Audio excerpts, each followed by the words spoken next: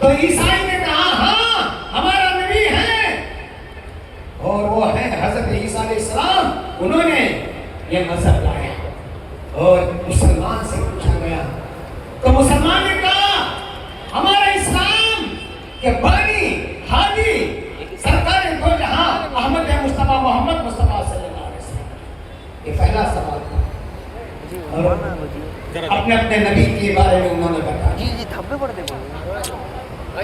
تو دوسرا سوال یہ کیا گیا کہ بتاؤ یہ زمانہ کس کا ہے، موسیٰ کا ہے، عیسیٰ کا ہے، یا محمد مصطفیٰ کا ہے؟ تو اسے سنیں آپ، یہ زمانہ کس کا ہے؟ چپ ہو گئے موسیٰ کے ماننے والے یہودی، چپ ہو گئے عیسیٰ کو ماننے والے عیسائی، کچھ نہیں کہہ سکتے۔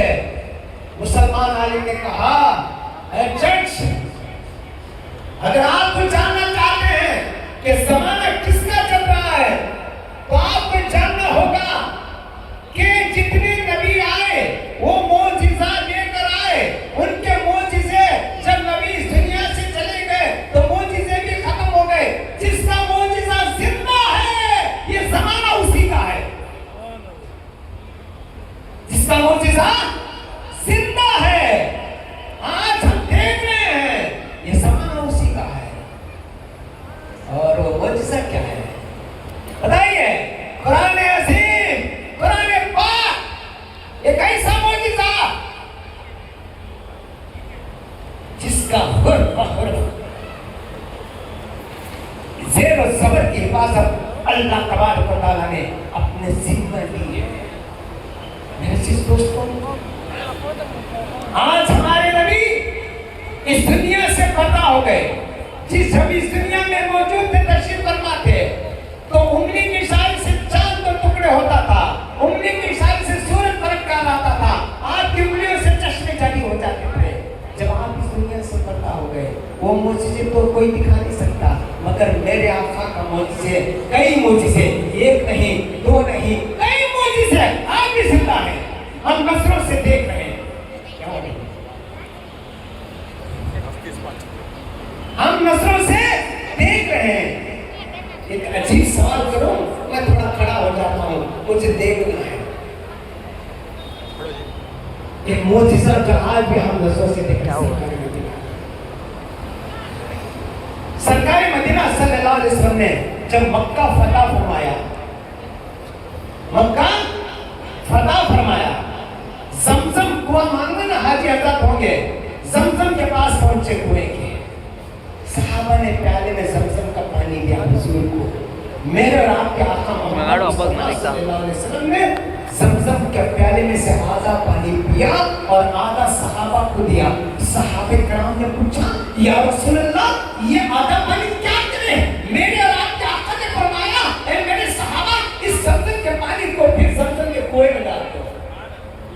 میرا جھوٹا پانی زمزم جب کنویں میں گرے گا تو قیامت میں بھی یہ کنواں نہیں سوکھے گا، زمزم جاری رہے گا۔ وہ معجزہ دیکھیے، آج بھی ہر سیکنڈ یا منٹ میں 45,000 لیٹر زمزم کا پانی آتا ہے، لوگ استعمال کرتے ہیں۔ اور ایک عجیب معجزہ زمزم کا ہے۔ میں آپ سے سوال کرتا ہوں، مجھے بتائیے ان میں سے وہ کون ہے جو زمزم نہیں پیا؟ زندگی میں زمزم کا پانی نہیں پیا ہے، کوئی ہے تو ہاتھ اٹھاؤ۔ ہر شخص پیا ہے نا زمزم کا پانی؟ جو نہیں پیا زندگی میں وہ ہاتھ اٹھاؤ۔ نہیں نا؟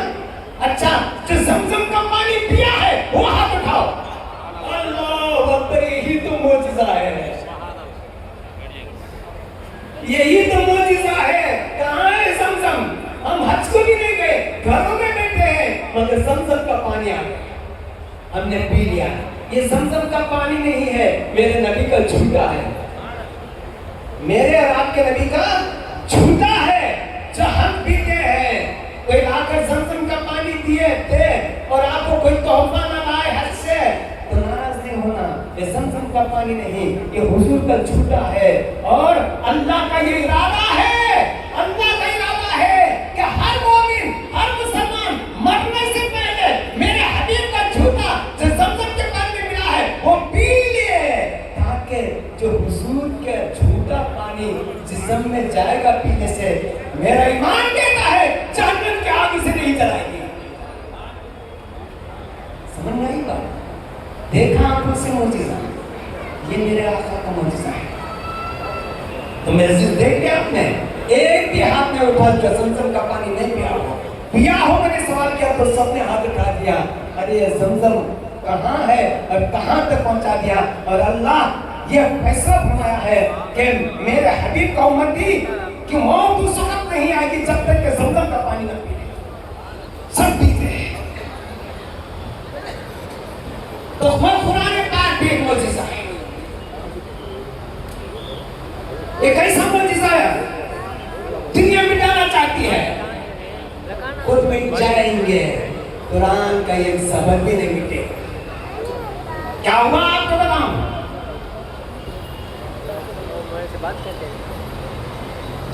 روس جانتے رشیا، سنے ہوں گے آپ، روس سے ایسا زمانہ تھا کمیونسٹوں کی گورنمنٹ تھی، یو ایس ایس آر،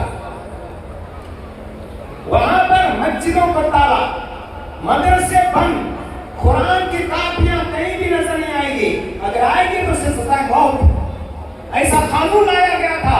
تاریخ بتا کر دیکھو، قرآن نہیں، مسجدیں نہیں، مسجدوں کو تالا میں لگا دیا گیا۔ ایک انجینئر وہاں پہنچ گیا، مسلمان روس پہنچا، میٹنگ پر بلایا گیا، خاص میٹنگ تھی ٹیکنالوجی کے بارے میں، وہ انجینئر روس گیا اور میٹنگ میں حصہ لیا، جمعہ کا دن تھا۔ سنو میرے عزیز دوستو، قرآن کو کون مٹا سکتا ہے، کون بند کر سکتا ہے؟ مسلمانوں کو ہم مٹائیں گے، ہم بھگائیں گے، کہاں بھگاؤ گے؟ بھگاتے بھگاتے دنیا بھاگ گئی۔ مسلمان وہ ہے کہ نہ اس کو مٹا سکو گے، جتنا اسے مٹانے کی کوشش کرو گے اسلام کو، اتنی ہی طاقت سے وہ آگے بڑھے گا۔ یہ اللہ کا کی قدرت ہے، میرے نبی کا معجزہ ہے۔ تو روس میں سب بند، جمعہ کا وقت تھا، میٹنگ ہو گئی، یہ نماز کے لیے نکلے، کیا پتا کہ روس کی حالت کیا ہے۔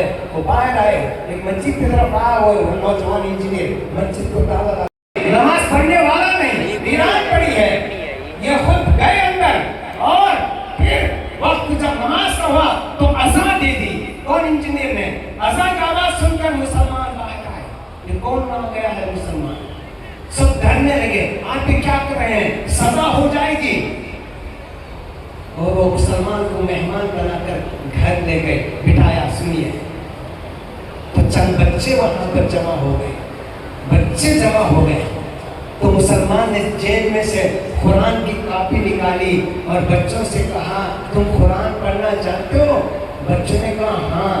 قرآن کھولا، دیے پڑھو، تو بچوں نے کہا قرآن آج ہم پہلی بار دیکھ رہے ہیں، قرآن کی کتاب ہم پہلی بار دیکھ رہے ہیں، ہم نے کبھی قرآن کی کتاب نہیں پڑھی۔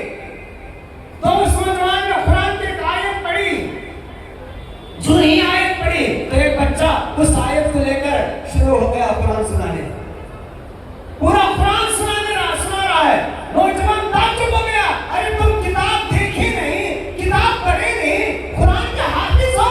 انہوں نے کہا ہاں میں بھی قرآن کا حافظ ہوں، اور جتنے بچے یہاں ہیں سب قرآن کا حافظ ہیں۔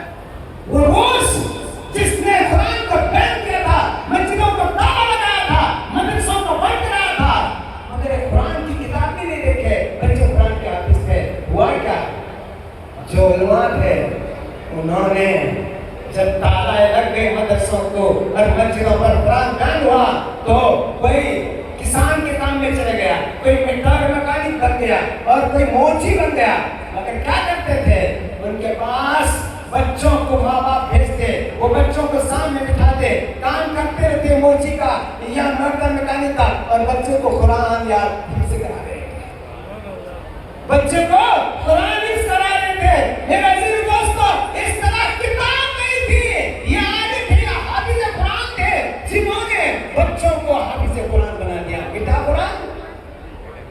मिटा नहीं। कुरान वो अजीम चीज है, कुरान वो मौजिज़ा है। और सुनिए 10:40 10:40 और सुनिए हमारा कुरान क्या है और हमारा इस्लाम क्या है। हम ऐसे मिटने वाले नहीं हैं, मिटाने वाले मिट जाएंगे। इस्लाम नहीं मिटेगा, कुरान नहीं मिटेगा। क्या मदरसे बंद होने से कुरान मिट जाएगा? कुरान पढ़ना बंद हो जाएगा? रशिया में साबित कर दिया बच्चों ने, सुनकर कुरान के हाफिज बन गए। आइए जमाल अब्दुल नासर मिस्र का प्रेसिडेंट, थोड़ी देर उसने मुल्कों के प्रेसिडेंटों की मीटिंग बुलाई, जरूरी था, कुछ रिव्यू करना था। और साथ में अब्दुल नासिर खारी को ले गए। अब्दुल नासिर और खारी को पास में बिठाया और जितने के दूसरे मुल्कों के सदर थे, प्रेसिडेंट थे, काफिर थे, मुसलमान नहीं थे। अब्दुल नासिर ने कहा मिस्र की खिरात मशहूर है, अरबों से भी ज्यादा खूबसूरत खिरात मिस्र वालों की है। तो कहे कि ये खारी साहब ही कुछ सुनाएंगे, सुनो तो सही, मुफ्त में सुनाएंगे, कुछ पैसे देने की जरूरत नहीं है। तो मुल्कों के सदरों ने, प्रेसिडेंटों ने कहा सुनाओ। अब्दुल नासिर खारी साहब ने सूरह रहमान पढ़ना शुरू कर दिया, सूरह रहमान की तिलावत करनी शुरू कर दी। बड़ी अच्छी खिरात थी मिस्र की खिरात। खुदा गवाह है, जब ये कुरान सूरह रहमान पढ़ रहे थे, काफिर के सारे सदर, मुसलमान नहीं थे, मगर अब्दुल नासिर ने देखा और ये क्या आंखों से आंसू बह रहे थे, और ये क्या से आंखों से आंसू बह रहे थे। कुरान की वो अजमत, कुरान का वास्ता था। और कुरान खुद कहता है, फरमाता है मेरा वो कलाम है कि जो सुनता है उसका दिल नरम हो जाता है और उसकी आंखों से आंसू आ जाते हैं। ये कुरान का मौजिज़ा है। ईमान वाले नहीं थे, मगर कुरान सुना तो क्या आंखों में आंसू आ गए। मेरे अजीज दोस्तों, हमारे नौजवान कितने कुरान पढ़ना जानते हैं, कितने जानते हैं? नहीं, हम कुरान से दूर हो गए, इस्लामी जिंदगी से दूर हो गए। तो अल्लाह का ये, अल्लाह हमें ये सवाल दे रहा है कि जालिमों को हमारे सरों पर मुसल्लत कर दिया। कुरान पढ़ो, कुरान को समझो, इस्लामी जिंदगी जियो, फिर ये सारी दुनिया हमारे खतरों में होगी। मेरे अजीज दोस्तों, मुसलमान कभी कमजोर नहीं होता, मुसलमान कमजोर नहीं होता। एक अच्छी बात का बनाकर मैं बात को खत्म करता हूँ, सुन लीजिए। ईद की नमाज 11:15 बजे है। कितने बजे? 11:15 है। आप हज़रात जो आ रहे हैं सब ने बनाकर बैठे, सब बनाकर बैठे। इधर उधर बैठे तो सब नमाज को खड़े होने में मुश्किल होगी, सब बनाकर बैठे। पहले सब में बैठ जाए तो खड़ा होने में आसानी होगी। आखिरी वाक्य में बताकर बात को खत्म करता हूँ कि इस्लाम में जो मुसलमान है, चाहे वो गुनहगार भी है, मगर कमजोर नहीं होता। जंगे कादिसिया, हज़रत साद बिन अबी वक़ास रज़ियल्लाहु तआला अन्हु सिपा सालार, एक शख्स था जिसका नाम महजान साहबी रसूल, मगर उस्मान गनी रज़ियल्लाहु तआला का जमाना, मगर बदकिस्मती से महजान को शराब पीने की आदत थी, कमजोरी थी, बगैर पिए रख सकते थे। उस्मान गनी ने उनको पकड़ा, सजा दी, कोड़े मारे, फिर छोड़ा, फिर उसने शराब पिया तो उस्मान गनी ने मदीने से निकाल दिया। जाओ, कादिसिया की जंग हो रही है, वहां जाओ, जाकर जिहाद करो, सिपा सालार साद बिन अबी वक़ास से जिहाद करो। सुनिए मेरे अजीज दोस्तों, मैं नौजवानी के लिए कह रहा हूं, आप ये ना समझना कि हम गुनहगार हैं, हम कमजोर हो गए। नहीं, गुनहगार मुसलमान भी कमजोर नहीं होता, गुनहगार मुसलमान भी कमजोर नहीं होता। वहां गए और वहां जाकर वहां भी शराब पी ली, जंग के मौके पर भी साद बिन अबी वक़ास ने उनको कैद कर दिया, जिंदगी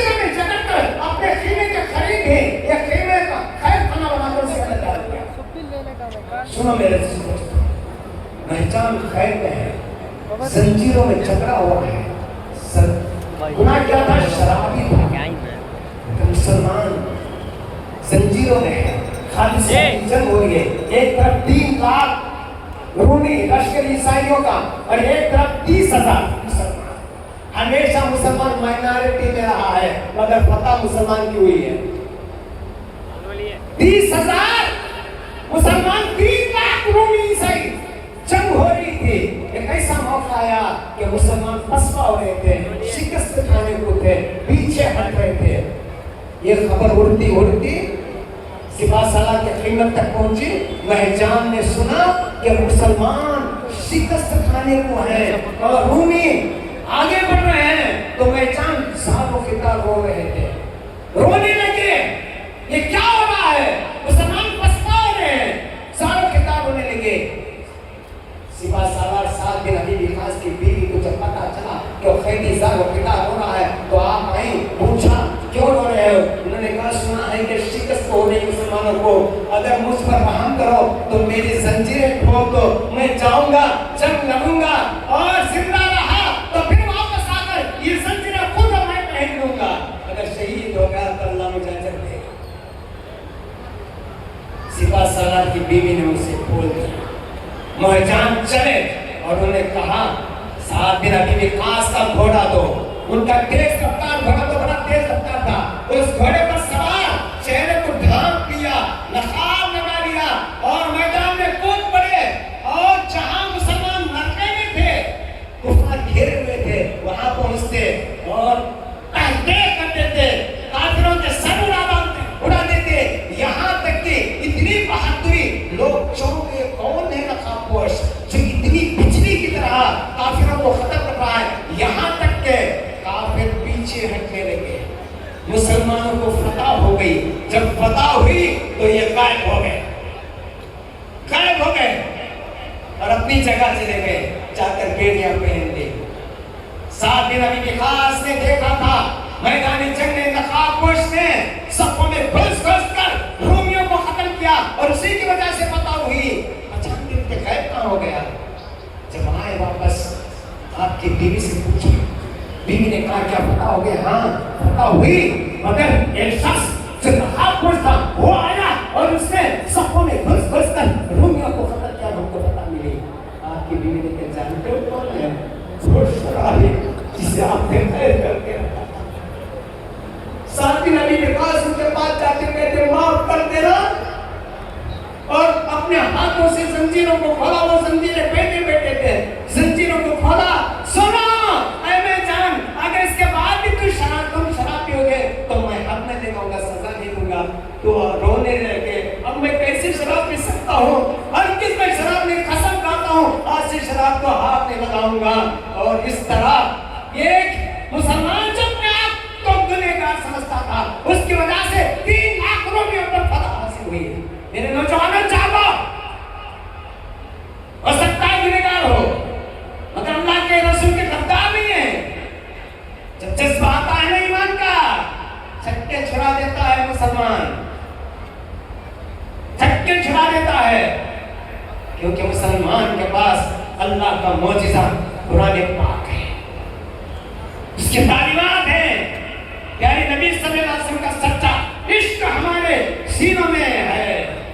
हमारे सीनों से कुछ भी मिटाओ मगर ईमान और इश्क रसूल नहीं मिटा सकते। दुनिया चाहती है कि मुसलमानों के सीनों से इश्क रसूल हटा दिया जाए, इसलिए हुजूर की शान में गुस्ताखी की जाती है।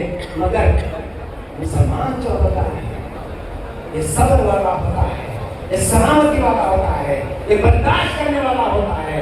मगर जब वक्त आएगा ना तो छक्के छुड़ा देता है। तो मेरे अजीज दोस्तों, आज का दिन ईद का दिन है। मैं आपसे और नौजवानों से खास इल्तिजा करता हूँ कि कुरान पढ़ना शुरू करो, कुरान सीखो। और जो कुरान पढ़ते हैं वो रोजाना एक बार नहीं पढ़ सकते तो एक पेज पढ़ेगा।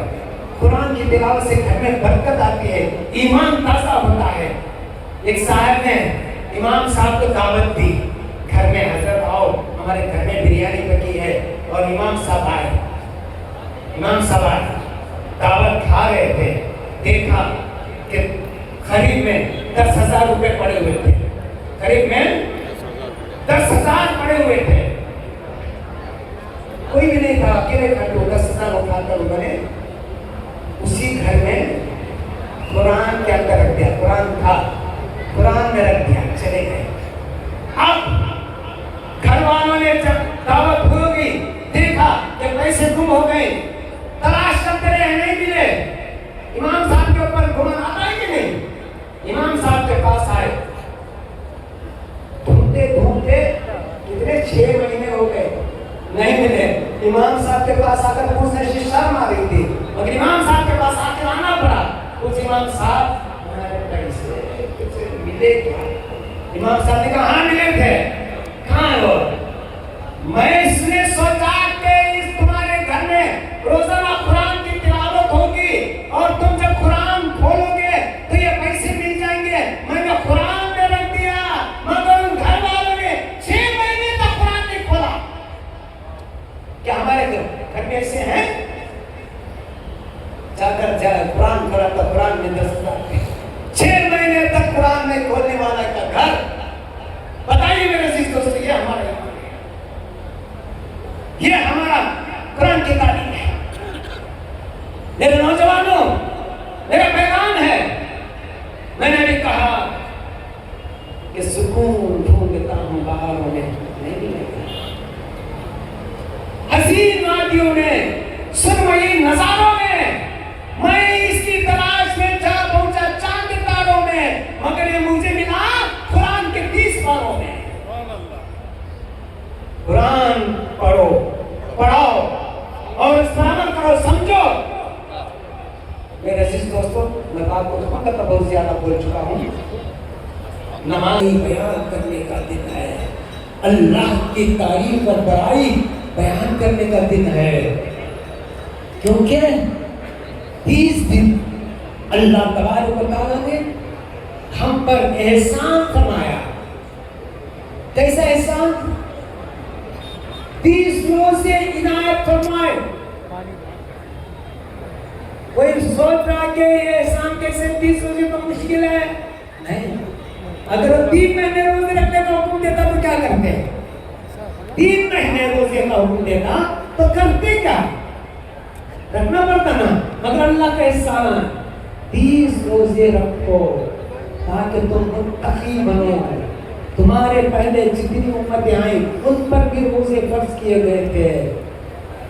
روزے رکھو تاکہ متقی بنو. میرے عزیز دوستو, یہ روزے کیوں؟ دیکھیے, آپ کا کوئی محبوب ہے جس سے آپ محبت کرتے ہیں. وہ محبوب آپ سے کہے کہ مجھ سے ملنے کا فلانا راستہ ہے, اس راستے سے چل کر آؤ تو میں ملوں, تو کیا آپ جائیں گے کہ نہیں جائیں گے؟ اللہ چاہتا ہے کہ اپنے بندے کو اپنے قریب کرے, اپنی قربت میں لائے, اپنے نزدیک کرے, بندے سے محبت کرے, اس کی عاقبت سنوارے. ایک راستہ دکھایا. کیا راستہ؟ تم میرے لیے روزے رکھو, بھوک و پیاس برداشت کرو, ہر برائی سے بچو, غیبت سے, جھوٹ سے, گالی گلوچ سے, لڑائی جھگڑے سے, دھوکے بازی سے, سود خوری سے, شراب خوری سے بچو. تم روزے رکھو, متقی پرہیزگار بنو تو میرے قریب ہو جاؤ گے. اس طرح بچنے میں ہے کوئی ایسا جو نہیں چاہتا کہ اللہ کے قریب ہو, اللہ اس کا ہو جائے؟ سب چاہتے ہیں نا. طرف فرماتا ہے تم روزے رکھو, اس کا اجر کیا ہے؟ نماز کا اجر کچھ ہوگا, خبر میں روشنی اور کچھ اجر ہوگا, زکات کا اجر کچھ ہوگا, مگر روزے کا اجر کیا ہے؟ رب فرماتا ہے روزے کا اجر میں ہوں, خود اللہ ملتا ہے, اللہ ملتا ہے روزے رکھنے سے. دیکھیے اللہ تبارک و تعالیٰ ہدایت جو چیز ہے اس کی انعامات ہیں. اس کی انعامات کیا ہے؟ روزہ ایک انعام ہے. روزہ کیا ہے؟ ایک انعام ہے. مگر انعام حاصل کرنے کے لیے ہمیں اپنے آپ کو تیار رکھنا ہے. صحت ہو. اللہ کا انعام روزے. دیکھو روزے اتنا ثواب ہے. دوسرا انعام کیا ہے؟ صحت ہے. صحت نہیں تو روزے رکھ سکتے ہیں کیا؟ نہیں نا. صحت تو دوسرا انعام ہے. صحت پہلا انعام روزے, دوسرا انعام صحت. اور روزے رکھ لیے. روزے رکھنے کے لیے روزے بھی ہیں, صحت بھی ہیں. بتاؤ اس مجمع میں کتنے لوگوں نے 30 روزے رکھے ہیں نا؟ اللہ ماشاءاللہ, اللہ آپ کے روزوں کو قبول فرمائے اور اس کا اجر عطا فرمائے. مگر کچھ ایسے ہیں روزے تھے سامنے رمضان کے, روزے تھے, صحت تھی, چولانی تھی, طاقت تھی, مگر روزے نہیں رکھے. کیونکہ تیسرا انعام ان کو نہیں ملا.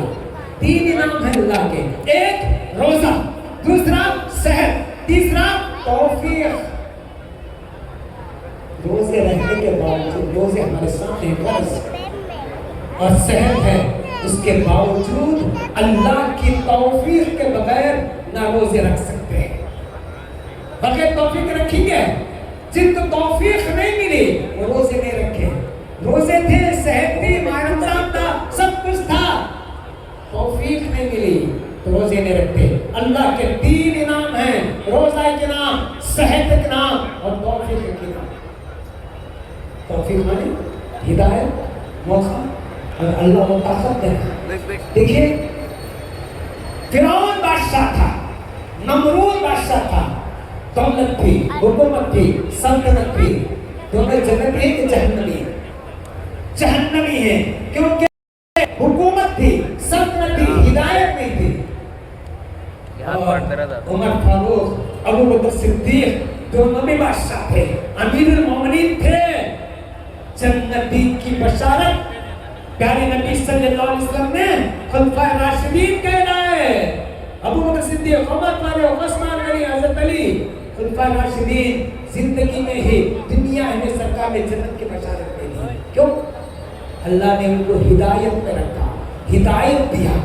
تو ہدایت سب سے بڑی چیز ہے, توفیق بڑی چیز ہے. میرے عزیز دوستوں, میرے نوجوانوں, اگر اس ماہ رمضان میں آپ صحت ہونے کے باوجود سامنے روزے تھے, اس کے باوجود روزے نہ رکھے تو توبہ کیجئے اور آئندہ رمضان میں روزے رکھنے کی کوشش کیجئے. روزے رکھیے, اس کا بڑا اجر ہے. میرے عزیز دوستوں, انعام اللہ تبارک و تعالیٰ سے ملتے رہتے ہیں. آج خوشی کا دن ہے, شکر گزاری کا دن ہے. کیا اللہ ہم نے روزے رکھے, نماز ادا کی اور شکر ادا کرتے ہیں. کس بات کا؟ محنت ہم نے کی ہے, روزے ہم رکھے ہیں, بھوک و پیاس ہم نے برداشت کی ہے, تراویح کی نماز ہم کھڑے ہو کر پڑھے ہیں. پھر اللہ کا شکر کیسے؟ اس لیے کہ مولا اگر تو توفیق نہیں دیتا, تو طاقت, صحت نہیں دیتا, ہم روزے کہاں رکھتے؟ جو روزے رکھے ہیں, جو تراویح پڑھے ہیں, اللہ کی عبادت کیے ہیں, رمضان کا احترام کیے ہیں, وہ شکر ادا کرنے کے لیے آئے ہیں. کیسے؟ ہم اب نماز پڑھ لیے ہیں. سنو میرے عزیز دوستو, بات ختم کرتا ہوں, میں زیادہ وقت نہیں لیتا. جمعہ کی نماز میں پہلے نماز ہوتی ہے کہ پہلے خطبہ؟ جمعہ کی نماز میں پہلے خطبہ ہوتا ہے, بعد میں نماز ہوتی ہے. عید کی پہلے نماز بعد خطبہ. یہ کیوں معلوم ہے؟ یہ کیوں؟ جمعہ میں پہلے خطبہ بعد نماز, عید میں پہلے نماز بعد خطبہ. اس لیے کہ رب تبارک و تعالیٰ بندوں سے کتنی محبت کرتا ہے. وہ کہتا ہے فرشتوں دیکھو میرے بندے 30 روزے رکھے اور رات میں قرآن سنایا, محنت کی اور 30 روزے پورے ہوئے, تو خوشی خوشی چلے آ رہے ہیں اپنا انعام لینے کے لیے، شکر ادا کرنے کے لیے، خوشی خوشی چلے آ رہے ہیں۔ چلو خطبہ روکو، پہلے ان کو سجدہ کرنے دو، شکر کا سجدہ کرنے دو، نماز میں جا کر سجدہ کرنے دو تاکہ ان کے دل کو سکون مل جائے۔ ہم خوشی خوشی آئے، شکر گزاری ادا کرنا ہے، اللہ کی تکبیر پڑھتے ہوئے اللہ اکبر اللہ اکبر لا الہ الا اللہ اللہ اکبر اللہ اکبر پڑھتے ہوئے آئے، اور آتے ہی رب نے نہیں اب انتظار نہیں، تم پہلے سجدہ کر لو، شکر ادا کر لو تاکہ تمہارے دلوں میں سکون مل جائے، پھر بعد میں ہوگا۔ اتنا مہربان ہے میرے عزیز بچوں، اللہ چاہتا ہے کہ اس کے بندے پرہیزگاری اختیار کر کے روزے رکھ کر نمازیں پڑھ کر اس کے قریب ہو جائے۔ آخری بات بول کر بات کو ختم کرتا ہوں۔ دیکھیے سرکار مدینہ صلی اللہ علیہ وسلم معراج تشریف لائے، نماز کہاں فرض ہوئی، نماز کا حکم کہاں ہوا؟ معراج کی رات آسمانوں پر ہوا نہیں، جانتے ہیں نا آپ؟ روزے کا حکم زمین پر ہوا، زکات کا حکم زمین پر ہوا، حج کا حکم زمین پر ہوا، نماز کا حکم سرکار کو بلایا اور وہاں ہوا۔ یہ کیوں ہوا معلوم ہے؟ کیوں ہوا معلوم ہے؟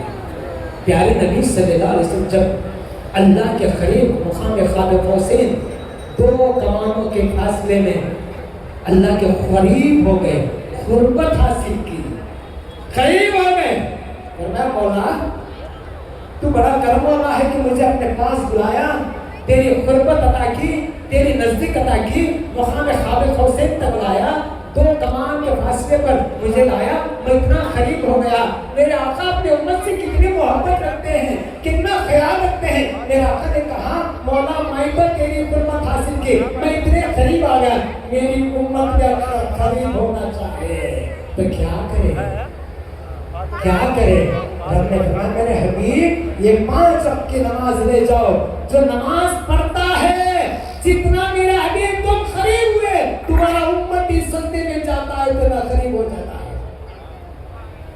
اس لیے نماز میرا المومنین ہے، اور ہم کتنے ہیں جو سجدہ کرنے مسجد نہیں جاتے۔ رب نے فرمایا میرے حبیب تم مقام خواب حسین تک آ گئے اتنے قریب، اگر یہی قربت امتی کے لیے چاہتے ہو تو نماز لے جاؤ، جب آپ کو امتی سجدے میں جائے گا تو اتنا ہی قریب ہو جائے گا۔ کتنی بڑی نعمت ہے نماز جسے آپ ہم چھوڑ رہے ہیں۔ میرے عزیز دوستو آخر نامدار صلی اللہ علیہ وسلم اپنے امت سے محبت کرتے ہیں اور اللہ محبت کرتا ہے۔ عائشہ صدیقہ رضی اللہ تعالیٰ عنہ فرماتی ہے کہ سرکار مدینہ صلی اللہ علیہ وسلم رات اٹھتے، تہجد کی نماز پڑھتے، ہر رات سجدے میں رو رو کر دعا کرتے، رب اللہم اغفر لی امتی، اللہم اغفر لی امتی، یا اللہ میری امت کو بخش دے، میری امت کو بخش دے۔ اور آج ہم نماز کے لیے تیار نہیں۔ عائشہ صدیقہ فرماتی ہے ایک دن پیارے نبی صلی اللہ علیہ وسلم نے عائشہ صدیقہ سے فرمایا عائشہ سنو، میں نے دعا کی اللہ مغفر لے عائشہ، اللہ میرے عائشہ کو بخش دے، میرے عائشہ کی مغفرت فرما دے۔ ہماری ماں عائشہ صدیقہ یہ سن کر خوش ہو گئی اور بار بار ہو گئے، فرمایا یا رسول اللہ آپ نے میری مغفرت کے لیے دعا کی، تو رسول نے فرمایا عائشہ سنو، میری امت کے لیے میں روزانہ 5 مرتبہ یہ دعا کرتا ہوں۔ اور آج آپ کی امت کے نوجوان، حضور کی امت کے نوجوانوں کیسی غفلت کی زندگی گزار رہے ہیں، ہم کیسے غافل ہیں، نماز کو چھوڑ بیٹھے، یہ کیسے ہو سکتا ہے؟ 5 منٹ میں آپ کا لیتا ہوں۔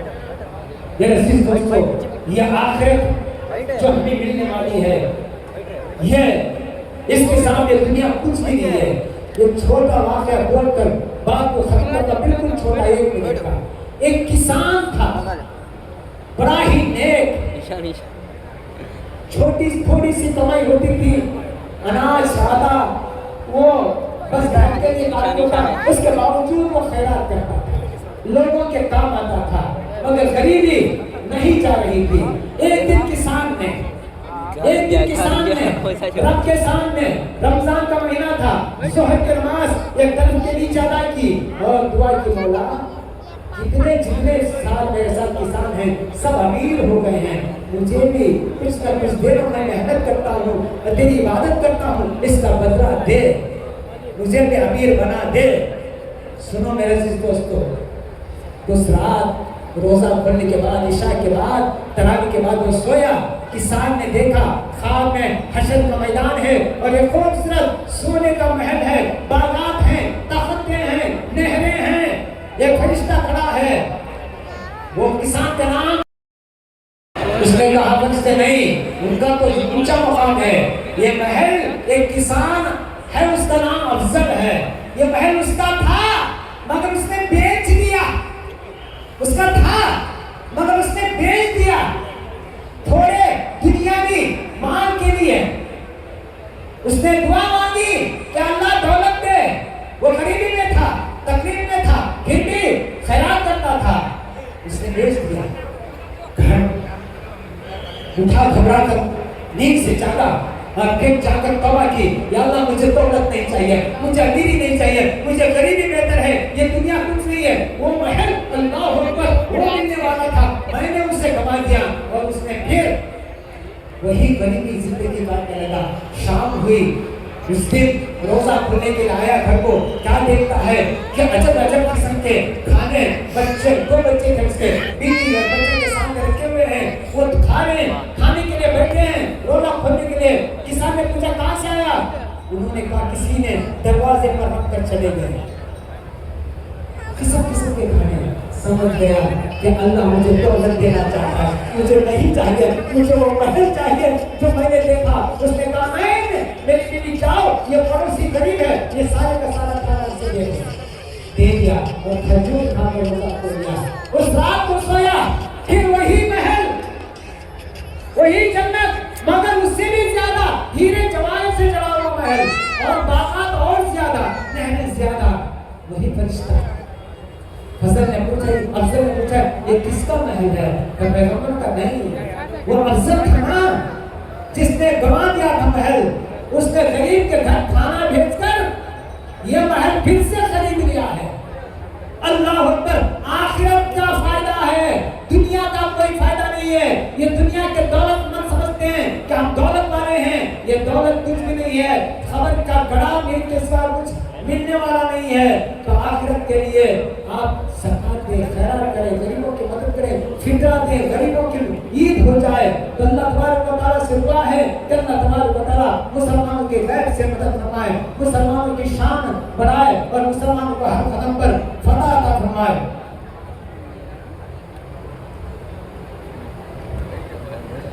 بارک اللہ مولانا والمغفر القرآن العظیم ونفعنا وإياكم بالآيات الحكيم أستغفر الله لكم وللسائر المسلمين واستغفر الله هو الغفور الرحيم. معاف کیجیے میں بیٹھنا مشکل ہے اور اجازت دیجیے شدید کے مجبوری پر خطبہ پڑھ سکتے ہیں.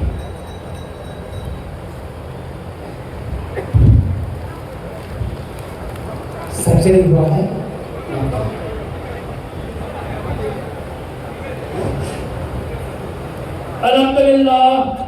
الحمدللہ نحمده ونستعينه ونستغفره ونؤمن به ونتوكل عليه ونعوذ بالله من شرور انفسنا ومن سيئات اعمالنا من يهده الله فلا مضل له ومن يضلل فلا هادي له ونشهد لا اله الا الله وحده لا شريك له واشهد ان محمدا عبده ورسوله. اعوذ بالله من الشيطان الرجيم ان الله وملائكته يصلون على النبي يا ايها الذين امنوا صلوا عليه وسلموا تسليما. اللهم صل على محمد وعلى ال محمد هذا من سر السما وصلى على محمد وعلى ال محمد بدل ما تقدم الخامه وصلى على النبي وعلى جميع الانبياء والمرسلين والملائكه المقربين والخلفاء الراشدين خصوصا على خير البشر بعد الانبياء بالتحقيق امير المؤمنين ابو بكر الصديق رضي الله تعالى عنه والمزين المنبر المحراب امير المؤمنين عمر بن الخطاب رضي الله تعالى عنه ولد كامل حياء والإيمان أمير المؤمنين عثمان بن عفان رضي الله تعالى عنه ولا مزر العجائب والغرائب أمير المؤمنين علي بن أبي طالب كرم الله وجهه على الإمامين هما من أبي محمد الحسني وأبي عبد الله الحسين رضي الله تعالى عنهما ولا أمي حماسة النساء فاطمة الزهراء رضي الله تعالى عنها ولا أمير المكرمين بين الناس أبي أمارة الحمزة أبي الفضل العباس رضي الله تعالى عنها ولا ستة الباقية من العشر المبشرين وسائر المهاجرين والأنصار والتابعين الأبرار الأخيار إلى يوم القرار سبحان الله تعالى أجمعين اللهم اغفر لي والوالدي والجميع المؤمنين والمؤمنات والمسلمين والمسلمات والمجيب الدعوات اللهم أعين المسلمين بالإمام العادل والخير والساعات اتباع سنن سيد الموجودات اللهم انصر من نصر دين محمد صلى الله عليه وسلم وجعلنا منهم مغفر من قصر دين محمد صلى الله عليه وسلم ولا تجعلنا منهم عباد الله رحمكم الله ان الله يامر بالعدل والاحسان وايتاء ذي القربى وينهى عن الفحشاء والمنكر والبغي يعظكم لعلكم تذكرون واذكروا الله يذكركم وادعوه يستجيب لكم ولذكر الله تعالى اعلى واعلى وجل وهم وتم آپ کا بیٹھ رہیے اٹھنے کی ضرورت نہیں دعا ہے